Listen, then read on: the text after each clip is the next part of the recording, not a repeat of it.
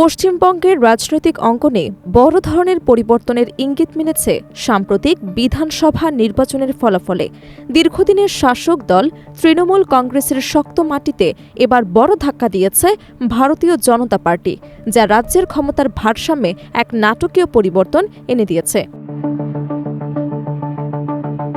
নির্বাচনের আগে থেকেই ভোটারদের মধ্যে নানা ধরনের রাজনৈতিক মতভেদ ও ধর্মীয় মেরুকরণের প্রভাব স্পষ্ট ছিল।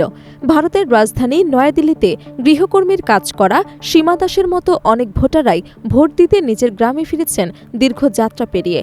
আগে তিনি মমতা বন্দ্যোপাধ্যায়ের দলকেই সমর্থন করলেও এবার পারিবারিক এবং সামাজিক প্রভাবের কারণে তার রাজনৈতিক অবস্থান বদলেছে বলে জানা যায়। স্থানীয় পর্যায়ে এমন পরিবর্তনই ভোটের ফলাফলে বড় ভূমিকা রেখেছে বলে বিশ্লেষকদের ধারণা।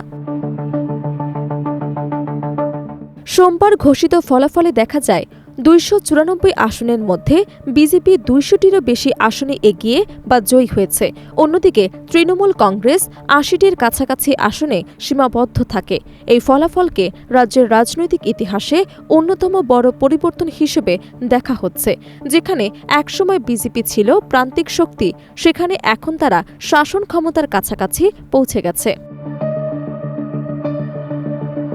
রাজনৈতিক বিশ্লেষকদের মতে বিজেপির এই উত্থানের পেছনে রয়েছে সুসংগঠিত প্রচারণা, সরকার বিরোধী জনমত এবং ধর্মীয় মেরুকরণের প্রভাব। অন্যদিকে তৃণমূল কংগ্রেসের বিরুদ্ধে দীর্ঘদিনের শাসন ব্যবস্থায় অসন্তোষ জমা হয়েছিল, যা এবার ভোটে প্রতিফলিত হয়েছে। বিশ্লেষকরা বলছেন, সাধারণ মানুষের দৈনন্দিন জীবনে প্রশাসনিক হস্তক্ষেপ, কর্মসংস্থান সংকট এবং উন্নয়ন নিয়ে অসন্তোষ তৃণমূলের প্রতি ক্ষোভ বাড়িয়েছে। পাশাপাশি ভোটার তালিকা সংশোধন ও নিরাপত্তা বাহিনীর ব্যাপক উপস্থিতি নিয়েও বিতর্ক তৈরি হয়েছে। এবারের নির্বাচনে প্রায় ৬,৮০,০০,০০০ বেশি ভোটার অংশ নেন, যা রাজ্যের ইতিহাসে অন্যতম সর্বোচ্চ ভোটদানের হার। ভোটের আগে নির্বাচন কমিশনের বিশেষ নিবিড় সংশোধনের মাধ্যমে লক্ষাধিক নাম ভোটার তালিকা থেকে বাদ পড়ার অভিযোগ ওঠে, যা রাজনৈতিক বিতর্কে আরও উস্কে দেয়। তৃণমূল কংগ্রেস অভিযোগ করেছে এই প্রক্রিয়া নিরপেক্ষ ছিল না এবং এতে সংখ্যালঘু ভোটাররা ক্ষতিগ্রস্ত হয়েছে। অন্যদিকে বিজেপি দাবি করেছে ভোটারদের মধ্যে হিন্দু ভোট একত্রিত হওয়ায় তাদের এই সাফল্য এসেছে। রাজনৈতিক বিশ্লেষকরা বলছেন, পশ্চিমবঙ্গের এই ফলাফল শুধু রাজ্যের রাজনীতিতেই নয়, জাতীয় রাজনীতিতেও বড় প্রভাব ফেলবে। কারণ এটি বিরোধী দলগুলোর জন্য একটি বড় বার্তা বহন করছে। ২০২৪ সালের সাধারণ নির্বাচনে বিজেপি একক সংখ্যাগরিষ্ঠতা হারানোর পর এই জয় তাদের জন্য রাজনৈতিক পুনরুত্থানের ইঙ্গিত হিসেবেও দেখা হচ্ছে।